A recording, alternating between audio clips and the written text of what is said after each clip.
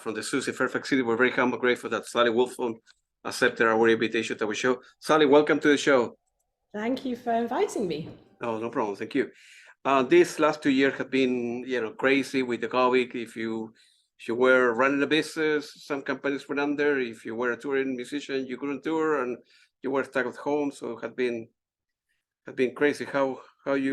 What's happened to you? How you holding up? I'm doing fine. I mean, for me, I always work from home. So for me, that part of it was okay. But I wasn't used to my family being at home with me. That's a lot of And obviously, being sort of more stuck and rooted. But I managed to, it was okay. It was okay. We muddled through. Yeah. Strange times. Yeah. As you know, here in the United States, over 1 million folks die, and we had a crazy president. Yeah. I don't know, weird times, man. But now we live in crazy times. Was your dad born again? Talking about Eric, was your dad born in like a musical family? I mean, how was he when he began perhaps taking piano lesson or guitar lesson or singing lesson? He wasn't. They were not a particularly musical family. His dad did appreciate music, particularly jazz. But he didn't play. His uncle by marriage, not his blood, his mum's sister's husband, Fred, he was a brilliant pianist, and they lived very close by. And I think Dad used to love going and listening to Fred play, and he would apparently lie underneath the piano and watch, the pedals and the mechanism of the piano. Yeah. And that definitely had a big impact and inspired him. And he had piano lessons for something like about a year, hardly at all. And he did one grade 2. We've got the certificate somewhere which he just passed. And that was that. He wasn't interested in the sort of more traditional classical approach. And the minute I think he stopped the piano lessons, he was then off, and he learned everything by ear. And he was totally self-taught.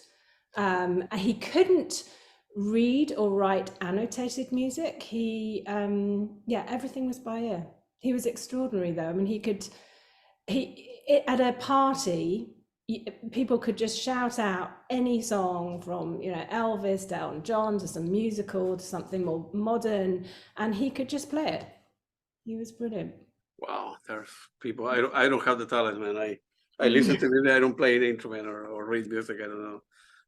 Some people are very talented. Your dad was planning on becoming an accountant at the time. Not by choice. That's what his family, and I think my mum's family, were quite keen for him to do, to get a proper job, instead of this crazy idea that he could make money in the music business. But that did not last very long, and his parents, I think, were told by the head of the accountancy firm that he'd be better suited for a circus. So I don't know what on earth he got up to there, but clearly wasn't taking it too seriously. And he did also have a little stint in the family furniture store. They had a very modern furniture store in Glasgow, selling kitchens, which again was not for him. So when he got to about 18, he much against everybody's will, came to London on his own, and went down Denmark Street and managed to get a job for a publisher there. So my God, man. Yeah. Remind me a little bit of when I came here. I didn't speak the language, and it's crazy. But sometimes inside yourself, try to put myself in your dad's shoes. You know what you need to do. You know what you would like to do in your life. Know what parents want you to do, and you did it, and you need to go with it. It's. I should explain that some of those, so he came at 18, he had a certain amount of success, but then he kind of was drawn back. So some of that was sort of afterwards. But when I think by the time he was about 24, 25, then he came to London with Mum. That was that. And he was just not looking back. So, yeah. But there were family pressures. I know how it's like. And then your dad found a job as a session pianist, right? I mean, quite sure he was mastering the piano very well, though he did on his own for them to get a job as a yes, he did session pianist. He managed people. He did some producing. Yeah, he was. He sort of carved out different avenues for himself. And then not only he could play the piano, but I think he would offer a job to, well, you can write lyrics. That's great. Let's try to do something together. I think he was signed. I think the same producer for the Rolling Stone ended up signing him as a Andrew songwriter, Goldman, right? as a songwriter lyricist. Yeah, absolutely. Yes. During those years, he ended up writing songs for artists such as Marianne Faithfull, the Tremolos, Marmalade, Dave Berry, and the Poets, and not too bad, No, not bad at all. I think there was like over 100 releases. I've got all the old, vinyls, little small vinyls. So yes, he did okay. I mean, it ticked over and it did okay. Yeah. Well, and then he thought, well, the money is not in perhaps as a songwriter, or he looked at the kind of sort of managerial side of him, and he ended up signing other publishing deal, and more songs were adopted by different record labels, right? Yes. Yeah. And he managed Carl Douglas of Kung Fu Fighting, and I mean he was ambitious. I mean he wanted to do well. He wanted to be financially comfortable and prove to the family back in Glasgow that they were wrong. That's right. Yeah. I told my dad the same when I graduated from college here, and so he couldn't blame me for anything else. And in 1971, with the assistance of Eric Stewart and Kevin Godley, Alon Green, a lot of people from Tennessee that I already interviewed, a single was produced under the name of Eric Elder. I'm sorry. Elder, yeah. He very nearly became a part of 10cc. They did want him to join, but he didn't. He didn't feel it would be lucrative enough at that time with the band, I think, as big as it was and what the deal was. I don't know the details of it, but he stayed friends with them. And I met a couple of them over the years. Yeah, they're very good people. I'm going to be interviewing Lowell Creams soon. I interviewed Kevin. Yeah. I talked to him a couple of times. Very, very nice people. Very, very good people, So, yeah. And very good human beings. And Tennessee did very well. So they were brilliant. He have stayed there. I don't know. Maybe his future would have been, obviously his future would have been very different. But it turned out to be that he didn't end up staying with them. And then later on, he became an independent record producer for several record companies. Right? Yeah. Is that correct? And despite his success, it's hard to make money, make a living. He was at the time married, right? Yeah, that's right. And had me first before, and then Lorna, and it wasn't easy. They weren't living a life of luxury, that's for sure. They were living in a little tiny basement flat in Muswell Hill, renting it and just struggling through. Yeah. Wow. It's difficult at the beginning, and any professional, I suppose, that people struggle at the beginning. And then later on, he, used again his managerial skill, moving into management. And then he got several signings. One of them was Carl Douglas, right? And then one of the biggest selling hits at the time. And then Alan Parsons, the man himself, So he met Alan.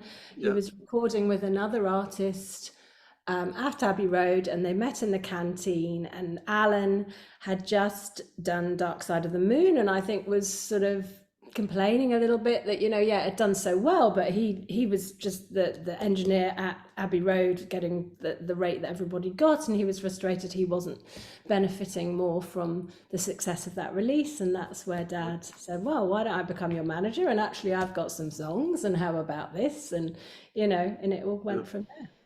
And it's amazing that from that particular, the two of them, Alan Parsons and your dad, happened to be in Abbey Road, which is one of the best studios in the world. And then at the same time, obviously, good chemistry between the two of them. And, some year later, and they have sales in over, I don't know, 50 million records all over the world, all over the planet. Alan Parsons have played all over the world.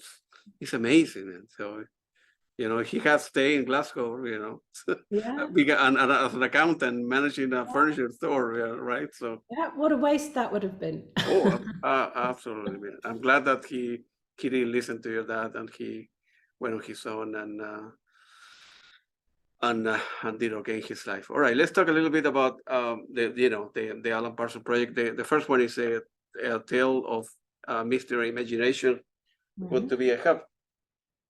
As I told you, I have a lot of records. So this is the first cover that. Oh yes, that cover that should never have been released. That cover, it's really that's from Casablanca at the time. Printed. Actual fact, even Alan was very cross, I think, about that cover. It's not. That was not. I don't know how that one came about, but it wasn't right. This is the right cover, obviously. Yeah, of course. Yeah. No, I have the one. This is the one. This is the one, right? Yes, exactly. This is from Vulture. This album, it's a masterpiece. I mean, people don't understand that at the beginning, especially at the beginning, in any profession, I suppose, whether you're an engineer, a record label engineer, or whatever, at the beginning, it's so difficult to put something out there, whatever your profession happened to be. And the album is very well received, did very well, different because they were Alan. I got to propose lyrics, the first two tracks, and kind of different, right? So, but they did okay. It's amazing that. And in each of the Alan Parsons projects, your dad project, your dad records, well, they're so different from one another. I don't know if you feel the same way. The second album, I Robot, very different from this guy, right? He always had planned to do a Tales of Mystery album part 2. Originally, there was always the scope for that, but because they changed record label, the new record label didn't want the part 2 of the album they didn't have, so that didn't happen, and that got shelved until 30 odd years later when he wrote Poem or Tales. But yes, I think he always just allowed himself to be inspired. He was always open to inspiration, and there was no neatness to that could come from anywhere, and iRobot was very fortuitous from a timing point of view, because Star Wars happened to come out just as the album was coming out as well, and it was very topical and well timed. The reason why the record, as far as the record label didn't want to put that, they thought that it couldn't be successful in terms of sales, or what, the first record label? Yeah, the first one. Why did he want to put the second album? I don't know. I think it baffled Dad at the time, because it had done fine. Tales did pretty well. Maybe it didn't do as well as they had anticipated, and they just, for whatever reason, moved away. But yeah, I think it did baffle Dad at the time why they didn't want to continue. It was disappointment. Yeah, because it's a very good record. And then some year later, for the 40th anniversary edition, they released this box. Yeah, I worked very hard on that one. Huh? I worked very hard on that. Oh, I was buying it, so yeah. And I bought this, believe it or not, at the which is this box. Yeah.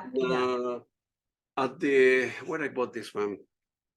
The record store right next to Abbey Road, to the left of that, to the right of that, depending on the point of view. I put it there, and great. It's very good.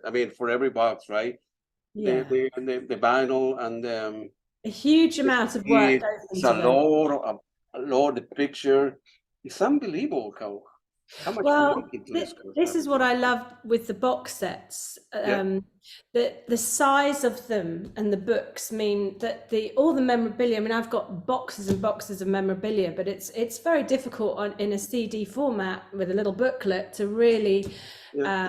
showcase that. And the lovely thing with these box sets is that you've got these, it's a lovely size, big book, and you can really, you know, spread out so many of the interesting pieces of memorabilia that we have. So I love them. Yeah. I work very closely with the designer. I mean, all the stuff in it has come from our archives, pretty much all.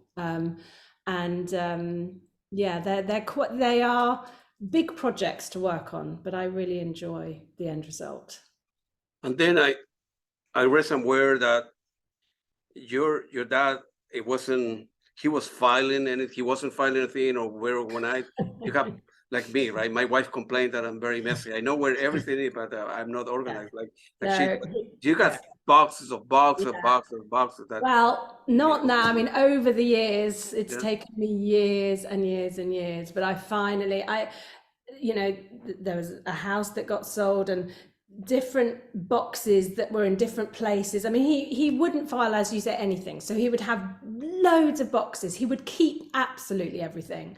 But in one box, you would have everything from some, really important contract to the promotional tour for Pyramid to, artwork from something else to some licorice all sorts, sweet packets or receipts from 1981. It was just, and so over the years, and then a lot of audio cassettes that would come up all the time. Oh, no, another audio cassette.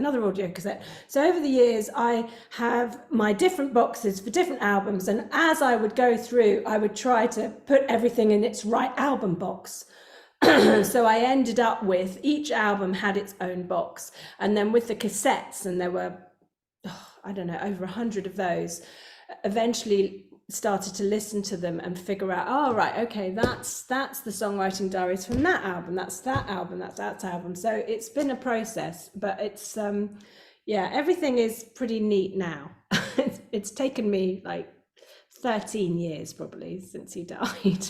Bless him. Oh yeah, I imagine so. Yeah. It was difficult. I suppose, stupid question, but emotional, very draining to go to, because it's not a business. That's your dad, right? You were a little girl in the living room, listening where he was playing piano, composing. Yeah, I don't find the physical stuff hard, but particularly when I'm working on a new project and I have to, I audition the material. So I listen to hours and hours and hours and hours, because every album, not only but there's all the session takes and all the different sides of that, and that takes hours. But it's his songwriting diaries that are the really emotional thing, because that is like being a fly on the wall. It's like going back in time and being in a room with him as he's composing, and you can hear him. It's like, oh yeah, no, not that, yeah, no, that's it, Dad, that's it. You can hear him evolve the songs from scratch, and that's fabulous. And occasionally I can even hear myself as a little girl in the room next door. You can hear the phone ring, or you can hear, because it was all done at home. That is emotionally draining, and that is one thing I couldn't do in the pandemic. That is one thing where I should have had all that time that I could have gone through hundreds of hours of all the tapes to kind of get prepared for different projects. I couldn't do it. I couldn't. I think my, the emotion of and the sort of, it was the stress of what we were all going through. It was too much. But that is something I kind of gear myself up for, and a project at a time. And yeah, it's wonderful, but it's draining. Yeah, I imagine so. Yeah. Listen to all different takes, and you in the background, and you have like a sister, right? Or not, right? Yes. Yeah, And younger. only the two of you get involved, or you, or only you? It's mainly me. No, it Yeah. is mainly me. But yeah, of course she's involved, and you know I play the when I've made my decision about what I'm going to propose to the record company, then I Yeah. play it to them first, and Yeah. my mum and my sister. So yeah.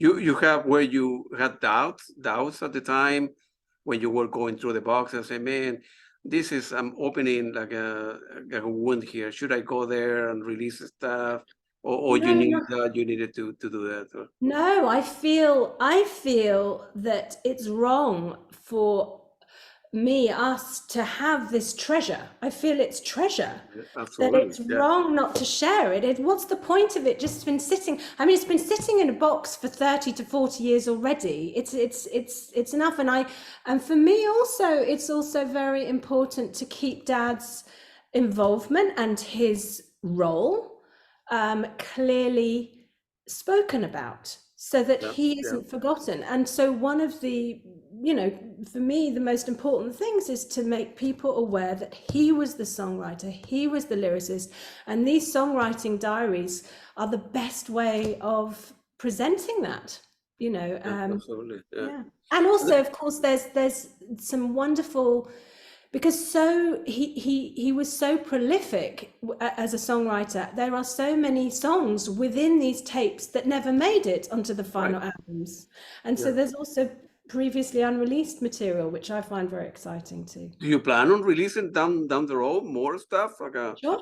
Yeah, every time, I mean, anytime there's a physical release to do, I will always, there's so much that there's always more to put on, and the record companies always really like to have previously unreleased material, and encourages them to keep releasing more, so I will keep providing it. Sure. Yeah. And also like, you know, you're using a lot of managerial skill to do that, because there is whatever, it's 100 elements, whatever, happen to be a song, a receipt, or a picture, or whatever.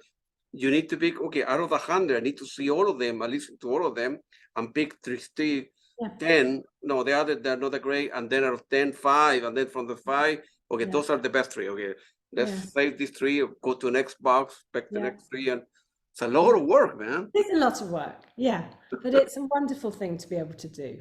Absolutely. Yeah, I like in this, obviously, we are talking about, you know, the 40th anniversary comes with a very good book inside. And I want to read something because it's very important to say. Eric Woolfson can be described as the architect of the project.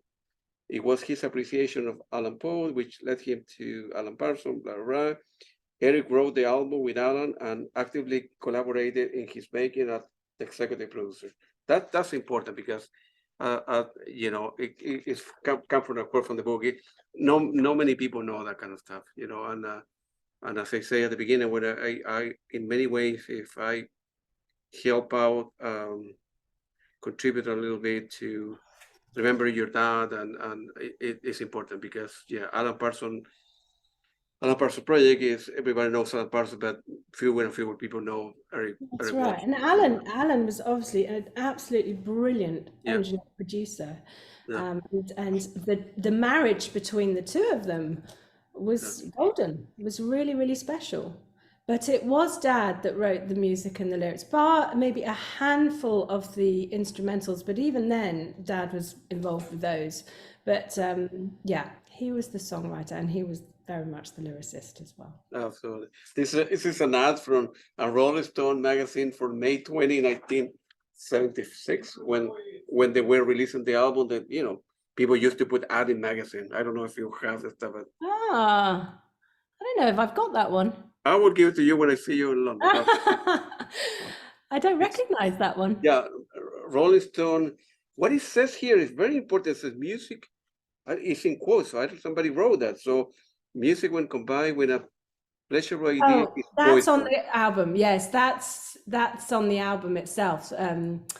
Orson Welles speaks that. So it's like a quote from what he said. That's right. I will give it to you. You can maybe put the box for the next one. No, it's amazing. It's a very, very good album. Every album is like a book. Like people, you're a writer, you write different books, and each book Yeah. is very different. With Alan Parsons, the same.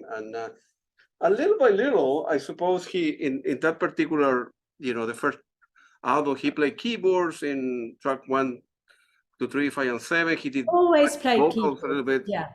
Yeah. Little by little, he was putting pressure on Alan Parsons. Say, hey, not only I can, write lyrics, but I can sing a little bit. And Alan Parsons said, no, next album. No. Well, he always did the demo. I mean, that's Yep. one of some of the lovely bonus material we have is Dad would always sing the original demo. That whoever they chose as a vocalist would then, learn the track from. And I found some wonderful ones over the years, like Old and Wise, Dad singing Old and Wise. And sometimes you kind of think, yeah, Alan, why didn't you let Dad sing that one? That would have been, he'd have been the great vocalist for that one. But at the same time, I think the whole concept of the project was that Alan could pick and choose the best musicians for the track, that it wasn't about an artist, it was about him as the director of the piece of each track, and bringing in, and it was about the track, not who was performing it. But I think over the years, yes, obviously after time, he was more open to using Dad more regularly. Yeah, I'm glad. And then a year later, we're talking about now 1977. This obviously this particular album, right? The I Wrote, which is very different from the first one. I bet you like that one, being in IT. I like the picture, and it's you remember the history of how this picture came together? That's Charles de Gaulle Airport in Paris. Yeah. I don't know. I mean, no, I was too young, but I know it was Hypnosis again that did it. I mean, Storm Thorgerson, who also did the Pink Floyd Dark Side of the Moon album cover. He did nearly all of the APP ones, bar Turn of a Friendly Card. And that was another Hypnosis cover. I don't know much about it. Dad was always very involved in the cover. I mean, he was involved with everything. He was a bit of a control freak. So he was involved very much on the business side. He did all the business deals and on the marketing, because he actually really loved marketing. He did do a marketing course when he was younger as well.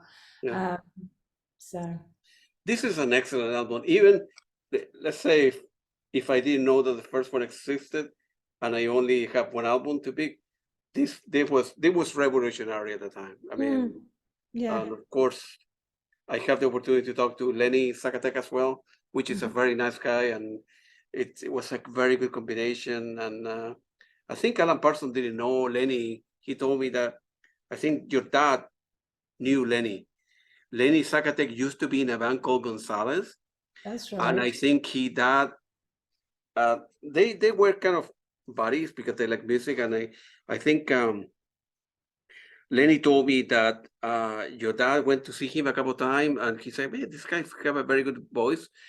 And then one day, as they were working in the second album, I Robot, I think Eric, your dad, called Lenny around 9 p.m. at night at home. Hey, I think, I have a track for you to sing. Really? Man, it's 9 o'clock in the morning. Can we make it tomorrow? No. Yeah, musicians, they work. They're like vampires, right? They work on the night. So you say, can you wait until tomorrow? No. Can you make it now? Yeah, where? We are doing this in Iro. Oh, yeah, no problem. How much? Such and such. And then I think they offered him like 250 pounds at the time. And I think his mortgage was like 50 pounds at the time. He saw Lenny, so, oh yeah, no problem. We'll go there. No problem. We'll get coffee or tea, whatever. And then it did very well. I think they ended up paying him like 750 after the night because they knew, Alan Parsons knew how, some people I'm very good. I'm seeing something great in front of them and seeing the future of that. And you're kind of making a projection at the time, and of course that was right there, and it's an amazing album, man. That's some, that the second track here, I wouldn't want to be like you is. I wouldn't want to be like you is a great. It's amazing. I love the sort of quandary of that track. That is it a computer talking to a man or a That's man right. talking to a computer? And even Yeah. Dad, I mean, Dad always wrote lyrics intentionally ambiguously so that there could be many interpretations, and he would rarely be drawn on what his view was. He liked it to be a sort of, and I think, Alan thought it was one way round and Dad was the other, in terms of man to machine or machine to man. That's right. And it's very difficult for, I don't know how people do it. In other words, you have Alan Parsons that may have 20 names of great singer there, right? And then no, that guy will be this guy should sing track number 2, and that guy should sing track number 5, whatever it happened to be. I don't know how people can see that, can see based on the music a little bit, based on the lyrics. Yeah. And then some songs are very difficult, right? Like time, so nobody could do it, and picking the right person for the track makes a big difference, so. Yeah. And I mean, one of the tracks on that one, I think I'm right, I'm sorry, Some Other Time. Yeah. That's a really interesting one. It's something I didn't even know for years later. Maybe it wasn't that. No, hang on, I've got the wrong album. Which one was Some Other Time? I thought it was Some Other Time is the third track in that album. Oh, it is the third track. I was right. Yeah. Yeah. That track is sung by two people.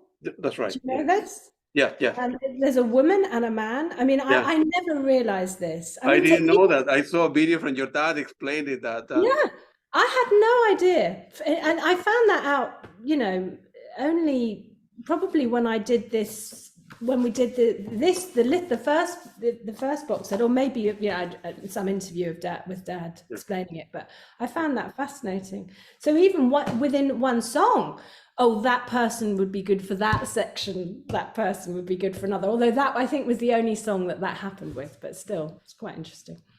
Yeah, and you mentioned something very interesting, that his lyrics, your dad writing lyric was kind of ambiguous, was up to the readers, that was up to the listener, like reading William Shakespeare, right? Well, depending on who you are, your personality, your background, may have a different interpretation of what. That's right. And he never wrote love story type lyrics, where so many songs are all about love, and he really hardly ever did that, if ever. It was a sort of more intellectual, maybe, I don't know, kind of lyrics and concepts. That was different, right? Like I met this girl, Mary. We have chemistry. She didn't call me. I was sad for 3 weeks. That's kind of stupid, right? So the lyrics, your dad's lyrics are a lot more meaningful, right? And you say, hopefully thought-provoking. Yeah, that's great. Recently, this was released. I don't know if this is the Moffy, the original master series. The music on vinyl one. This is for a limited edition ultra disc. It's a high quality release of that particular album. It came out in the market I bought it last week, so it was released recently. In America? Yeah, it's only. Yes. No, I do know. That's Real Gone. Is it Real Gone Music that's released that one, I think? Real Gone? It's the same, obviously. It's the same. I haven't been involved with that one. And some releases are done with third-party record companies, particularly outside, if it's America. And I think it's a shame that I don't get more involved, because there would be more on them if I was. I haven't actually even got a copy of that myself, which is frustrating, but never mind. Okay, when I go to London, bring you a copy. How's that? No, don't worry. The quality is very good. This is our high definition recording. They come from Ultra Disc, and it's obviously the same vinyl, but the packaging is. Is it music on vinyl? Is that who it's? Yeah. Music on vinyl, right? It's a little bit different from the music on vinyl. This is batch Music on vinyl will be one step above, and this MOFI, high recording definition. Oh, mobile fidelity. Yes, Yeah. no, mobile High fidelity. very Yes, good, yes, yeah. yes. No, I do know about it, and it was an American release. I do know. Yeah. Yeah. And it comes with But there's no bonus material on it, I don't think. no bonus material. No.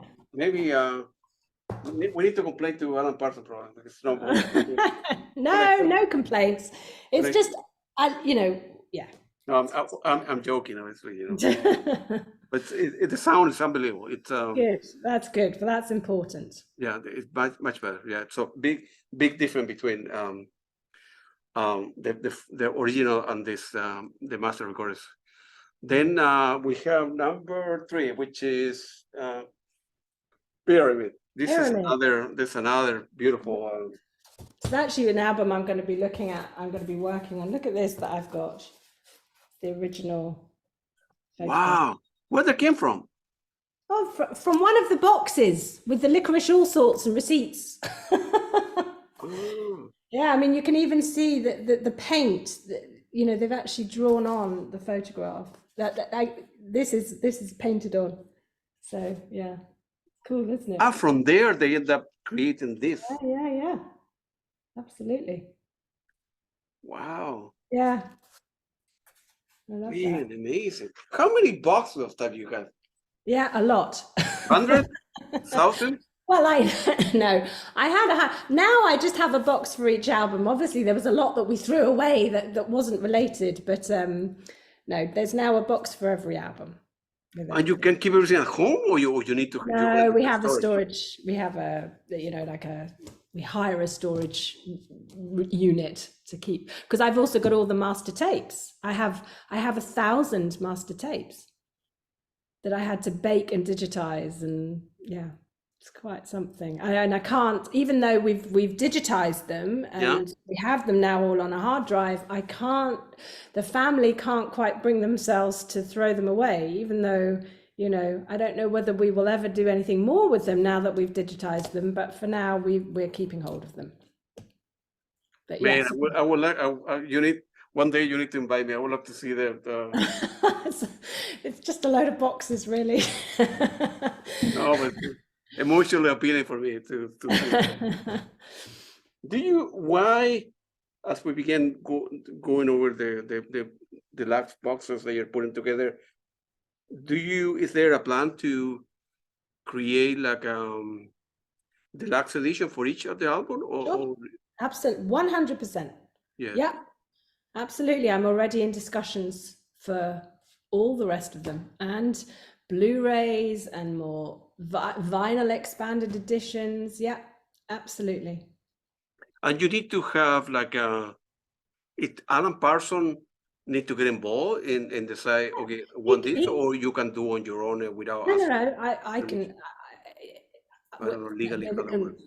Woolfson's is the contracting party, but of course, I mean, Alan, it's really important that, on the mastering side of things, that he gets involved, and he does, and that, so he handles that side. But in terms of the conversations with the record companies about what to release and what bonus material, and then I'll work with the designer on the packaging and everything. That's all good from me.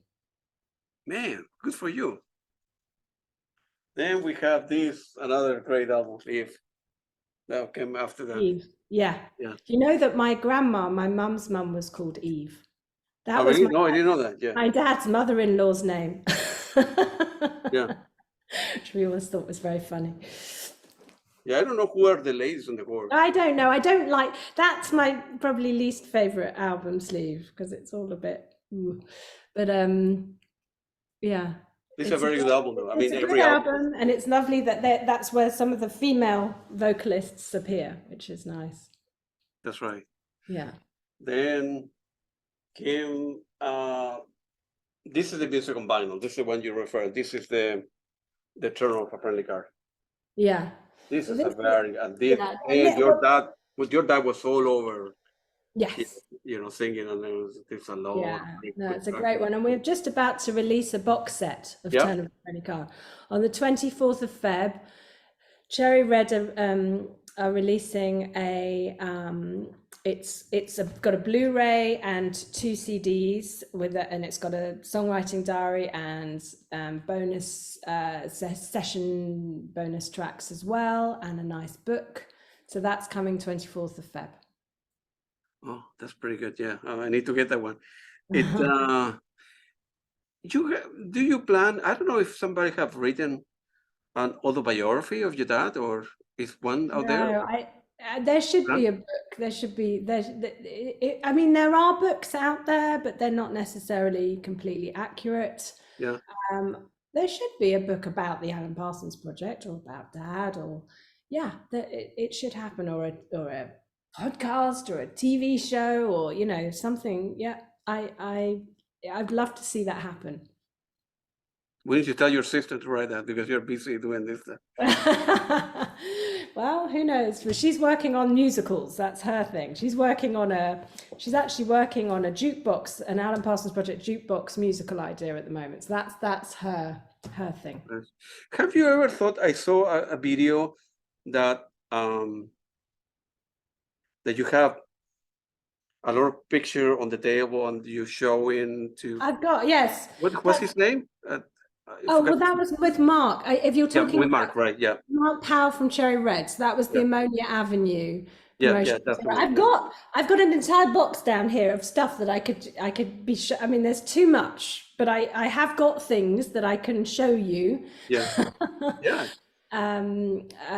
Because whenever we do a project, I bring my box out, and that's what I do. We spread it all out and we look at what we've got, and I'm like, and we could do, you know, the book could include this and this and this, and how about this bonus material? The record, I have a very good relationship with the record companies, and they do let me product manage the releases, which I hope is a win-win for everybody, because of course I know what we've got and I know what we've done, and I have a great relationship with the designer who's worked on the designer that did our Poe Mortales album sleeve in almost 20 years ago. Who's fantastic. It's called Simon Ryan.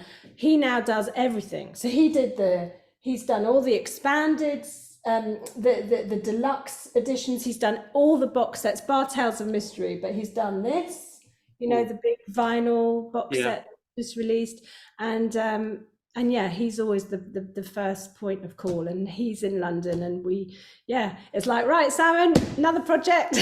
Here's the box, right? This is what we're going to do this time. You know what I was? Have you ever thought about doing? Maybe it might be a crazy story, but I don't think it's a crazy idea.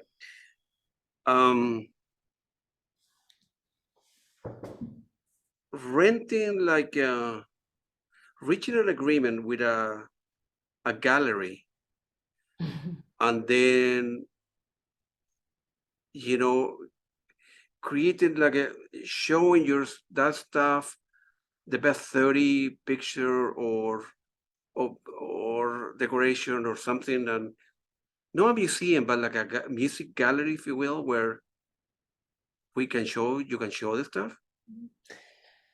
It's a lovely idea. I can imagine it would cost a lot of money, and I don't know that it would pay off or not. Probably not. Profitable, and probably the place to do it would be America or Germany, you know, where the fan base is even bigger and stronger. But I'm hoping that the releases that we do, particularly the bigger box sets, showcases the material so people can enjoy it, you know, in the comfort of their own home, rather than having to come to a gallery. I mean, the stuff is great, but I don't know if it's justifiably part of an exhibition. I don't know. It's weird that Alan Parsons Project, your dad and Alan Parsons, they're a lot more well known outside the UK than in your own country, right? Which is kind of crazy, if you ask me, you know. Well, I think that was partly to do with the fact that it was the punk rock era when they launched, and they were just very untrendy. It was not the thing. Prog rock was not the thing in the UK at the time, and they didn't get favorable reviews. But also, Dad was not he much preferred when there was a promo tour that he would go abroad, he'd go to America or Germany, France, Italy, wherever it was, go and do all the PR and enjoy the adulation for a bit, and then come back and nobody had a clue who they were. That was actually he quite enjoyed that.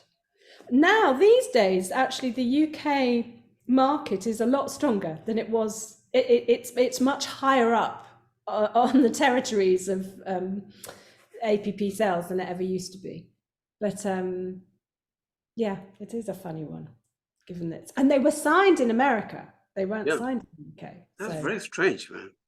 Yeah. I don't know. I need to learn more, do research on that. But at the time, right after the second or third album, you guys, I mean, your dad and Alan were doing very well in sales, and I'm quite sure our record label say, hey, we need to go on the tour, man. We need to, tour this music. Selling records, it's not enough. We can make money, doing 10 gigs, 20 gigs, whatever. And it wasn't, you guys at the beginning, it's not something that they wanted to do, right? Because there was not a band. I mean, unlike any other music entity, the Alan Parsons Project was two people. It was Alan, the engineer producer, and my dad, the songwriter lyricist, manager. And there wasn't a natural way to tour, I mean, and also given the focus on Alan's role in the title and the importance of his engineering producing, how do you showcase that in a touring environment? At the time, the idea was you'd have him at a desk, a mixing desk with a spotlight on him. So it wasn't like Dad was craving the touring life. I mean, he was a prolific songwriter, a creative. And he could do it. I mean, he could play live, and they could have, and obviously they did have certain musicians that they used over and over again. So it could have been done. But one of the ideas with the musicians they used is that they were all free to go and do their own projects. They were not imprisoned into some contract that meant that they could not work on anything else. So that would also not have worked, So yeah, it didn't happen. Obviously, Alan now has his own band that are nothing to do with the original musicians that played, but he now goes out and he plays APP music and he sings and plays things that he didn't necessarily play on the album, and that's great. And fans enjoy that, and that's fine. But at the time of the albums coming out, there wasn't a natural affinity. And I've always said that I think they were probably the most successful music entity that never toured. I mean, to sell over 55 million albums. Had they toured, who knows? I don't know. But it wasn't really what they were about. They weren't a band. They were a studio. It was all about the perfection, the absolute top quality perfection of sound and production that could be made in a studio, not necessarily live. And of course, back then, also trying to get that sound to that quality back then would have been very challenging. I think now probably not so, but then yes. How do you a sort of 80-piece orchestra or a choir, or these some of these tracks were big production numbers. Absolutely. And nowadays, kind of the other way around, fewer and fewer people buy CDs or record, and when a new band need to put a new record together, they say, well, it costs $100,000 to do it. Can we recover that investment? And they end up the only way to make money is selling t-shirt, right? And touring. You need to tour. Back, the money is now in touring, not in buying CDs or selling CDs or buying or whatever, Yeah. You end up, that so nowadays that's perhaps the only way that band they need to tour. They should tour, and they sell t-shirt, or they sell their album or signed CD or a picture of the band to recover that investment. So yes. Feel free to elaborate, Celine, how your dad went about his lyrics and songwriting process. So he always wrote the music first, and he could write a song. Dad would often sit for hours on the sofa, just sort of, with his hands like this, sort of looking up. He could have the old-fashioned CFAX. I don't know if you remember that, the sort of very old-fashioned sort of digital type news that would come on the screen. He'd have that up. And he would write in his head, or he would write in the car. He liked traveling. He sometimes would just go on a plane somewhere later on, and he would write a song in his head. And the songwriting diaries, when he actually went to record them on his stereo Walkman player, he'd already he'd evolved it to a certain point, and then it was more about sort of playing around with the structure or the arrangement. So yeah, and he could write music. He could write a song, in an hour. He could write a song, but the lyrics took him ages, and he would spend weeks and weeks on the lyrics. And often they would be in the studio and they were already recording the track with all the musicians, and he was still writing the lyrics to the last minute. And I have so many of these lyric sheets, where he's, and he would always have a piece of paper, he was always writing, always in his pocket, looking at, and playing around with lyrics, crossing things out. He always a little, pen and paper, writing things down. So that was his process. Song first, quite quick, often in his head, and then lyrics, which were hard. He found those hard. He was proud of them, but they weren't as easy for him to write. Because, some people are struggle the other way around. Some people can write something, lyric. In the day-to-day, go outside, went to the garden, I have a call, I talk to my mom, I drink a beer, and then the song portion, the music. Because when you think about Elton John and Bernie Taupin, I believe that it was Bernie Taupin writes the lyrics, sends them to Elton John, and then he writes the song around them. So it's fascinating, the different processes. But being, I suppose, the songwriter and the lyricist, he had his way. That was his way of doing it. And he did the easy bit, what he found easy first, and then left the hard. Easy for him, not for easy for him. And then he would do a lot of stuff at day and night. I mean, you and your sister were a little girl, so he would do it early in the morning or late at night. Never early in the morning. No, he was always, because generally what would happen is he would be in the studio till very, very late at night, come home, goodness knows what time, and then he would lie in the morning. So no, I'm sure he tried to do some while we were at school and not in the house at all. But he would do, in the afternoon. I mean, he obviously wasn't always in the studio, but no, certainly not early morning. That's for sure. Wasn't an early morninger. My God, man. I couldn't do that kind of job. I need to. I'm early bird. I'm bouncing off the wall at 5 o'clock in the morning to work before I go to work. But some people can work like that. I'm tired at 10 p.m. Right? Some people say, "Hey, I just woke up, man." Yeah.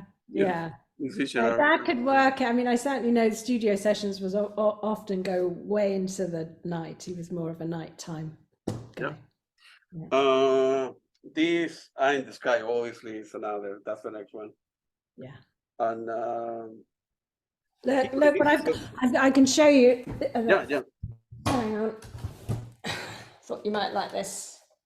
That was the gold disc, million. Oh my God, man! Million copies. Million copies. Yeah. Sky. These, by the way, discs, and we've got silly amounts of them. They were all up in the loft. He never ever put them out. He didn't show. He was very understated. He didn't show off like that.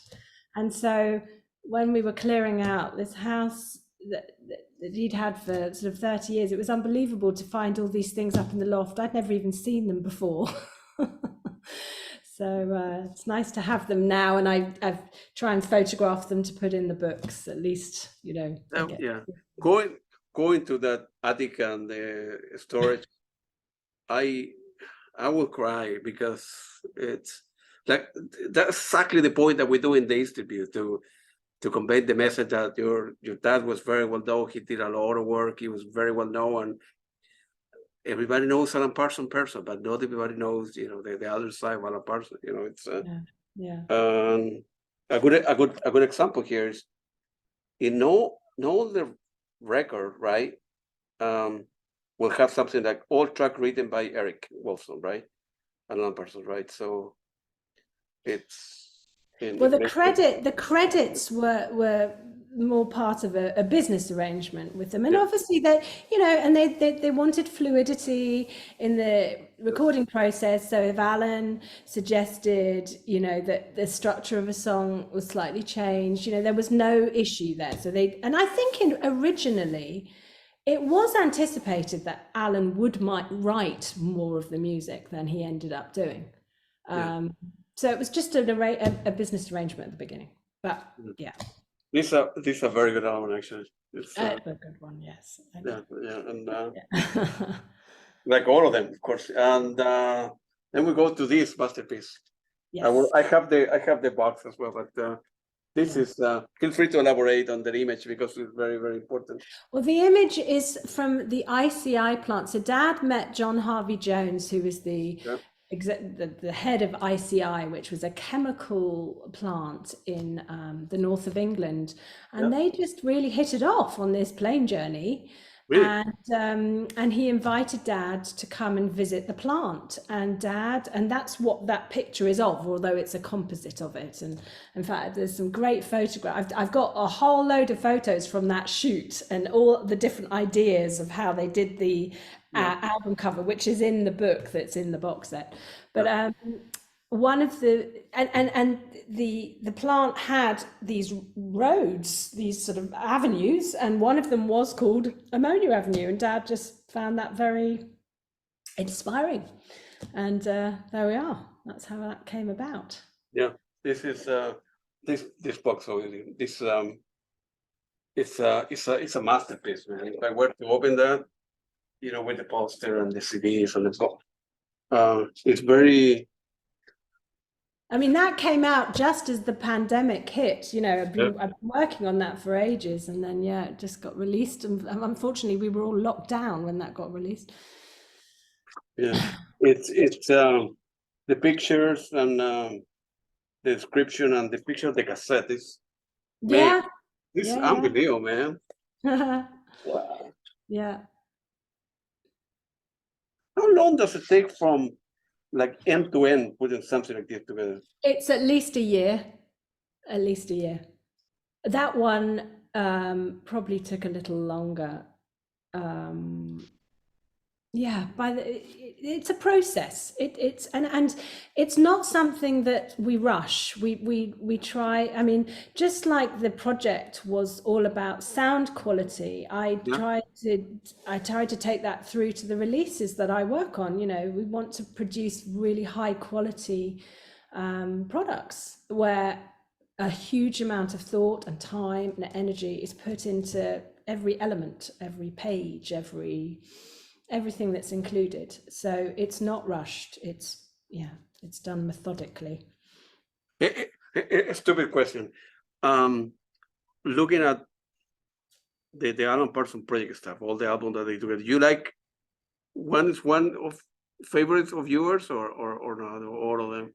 I do love them all, but no, Turn of a Friendly Card is a particular favorite of mine. I love the music, and I love, you know, Dad's vocal, and but I also have very fond memories of where the album was conceived, and living in Monte Carlo. I was 5 till 7 when we lived there, and so that album is very rooted in that time there. And in fact, I was there over the summer with some friends and listening to the album as we sort of drove around, and it's very yeah, that album is special for me.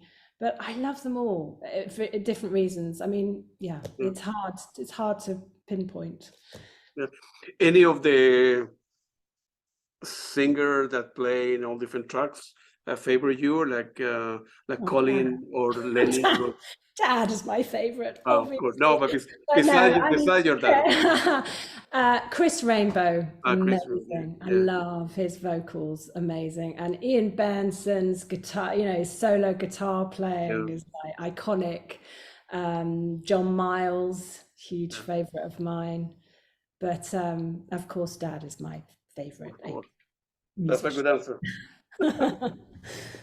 Then we have this guy, Vulture Culture. Oh yeah, look what I've got to show you there. All right. You ready? Yeah. Oh my God, where did it come from, man?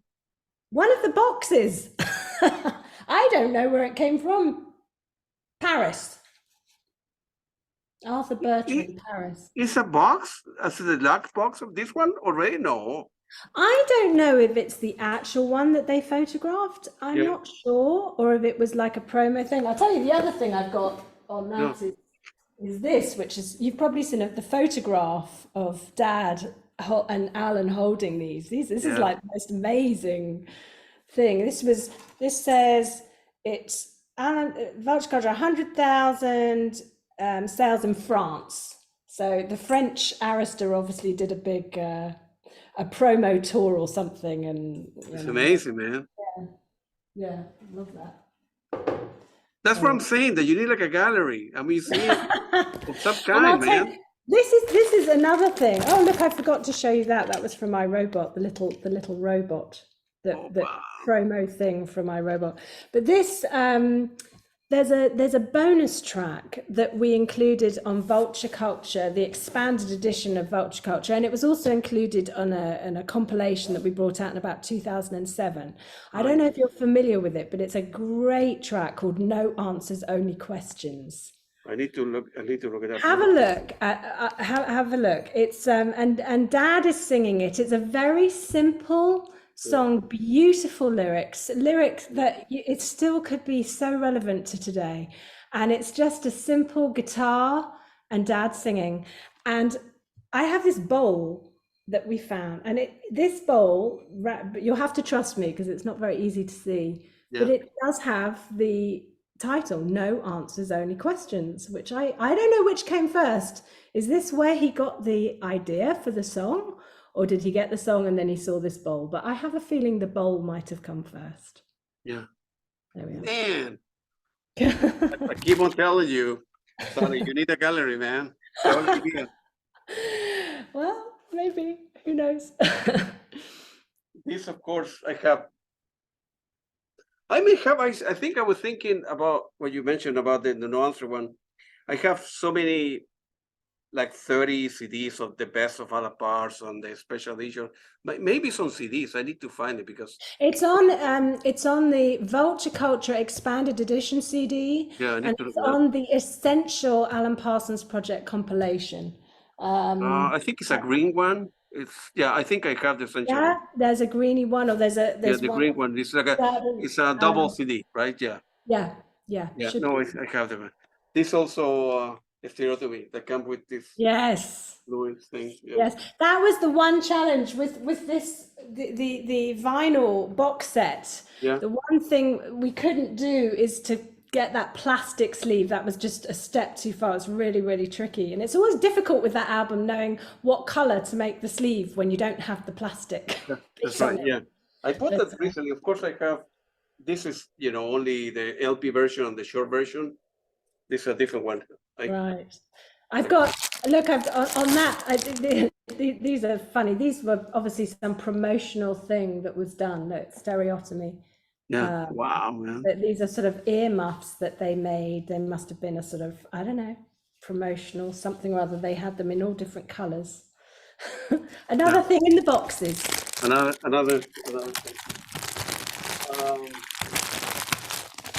This Gaudi is the next one. I have it. I have the big vinyl upstairs.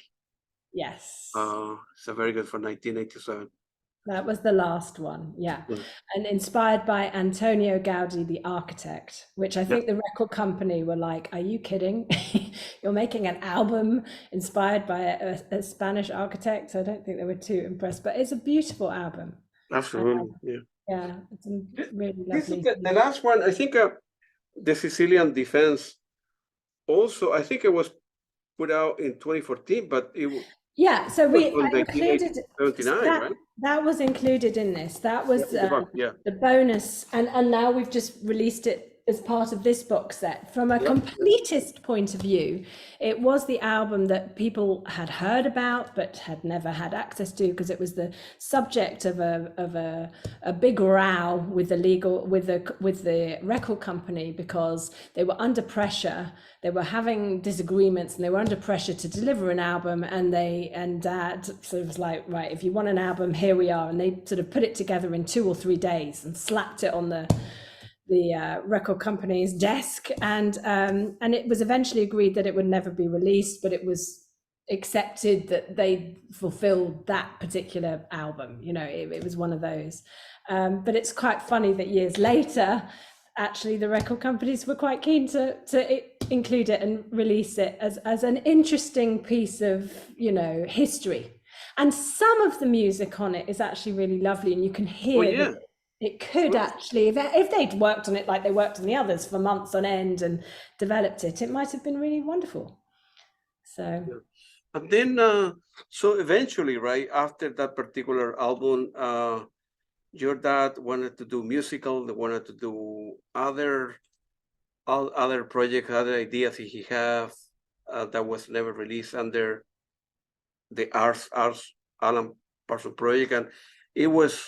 What happened, if you can tell me? It was like a so when apart, or they reached to a point where, well, I want to do certain stuff, and Alan Parsons would say, no, that's not Alan Parsons Project, but you go ahead and do that on your own, or musicals, or when they were finally out of contract, there was a big relief to that, and Dad's they spent a long time doing an album called Freudiana, which then eventually got made into a musical. And I think Dad finally felt, wow, musicals. He really enjoyed the live process where it was a musical, not where he was out touring. He liked the format of a musical, and he liked the fact that as the composer, he was treated with a lot of respect as the musical composer. That was a new experience for him. But for Alan, of course, that wasn't so much fun, because the person doing the engineering, producing in a live theatre environment, it's not, the focus isn't on him, and it's more about the composer and the conductor and the people on stage. And so it was just a natural parting of ways. And Dad, he pursued a musical theatre career, and we're still working on promoting his musicals. And as I mentioned, my sister is working on a brand new APP jukebox musical idea that she has written in collaboration with someone, and we'll see what happens. Yeah, and your dad wanted. I think he did have 3 musicals, right? The Freudiana. Actually 1990, which is the Gaudi, then Gambler, and then Poe. Of course, the second one. Yeah, the second one. Yeah.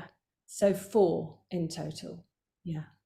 And there are those where music that are released on DVD, Blu-ray form, is something that you're the only one that's available on DVD is the Poe musical, where we put together a very elaborate sort of concert showcase version at Abbey Road in Studio One. It was amazing, in 2003, and we filmed it, and it's very special, starring Steve Balsamo, who was it's an amazing guy, and one of Dad's favorite vocalists to work on. He sang on the album. He was Jesus in Jesus Christ Superstar back then. And yeah, so he played Poe, and we got sort of all top West End. Anna Jane Casey, who's another amazing musical performer, Juliet Caton, David Burt, brilliant West End performers. And that was a really special performance, and so we've captured that, and yeah, the DVD is still for sale. Yeah, I'm going to be interviewing Steve this weekend, so. Are you, Steve? Oh, say hi.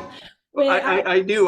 When we try to coordinate time, I mentioned to him that I'm going to be talking to you, and he was very. I'm very fond of Steve, and in fact, Steve did a lovely thing last year. He did a music video, and he invited my son, who is a performer.